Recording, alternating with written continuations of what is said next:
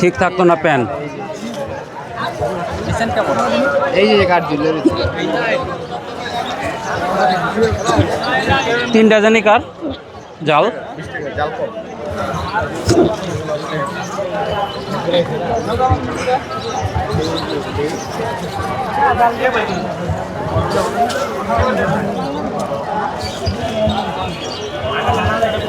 আপনার মেয়ে ওখান থেকে তো হাজির বিরিয়ানি আর হানিফের বিরিয়ানি দুইটা বারবার তুলবেন, কাছাকাছি না আর কাবাবগুলো উঠাইবেন, এই তো। হুম,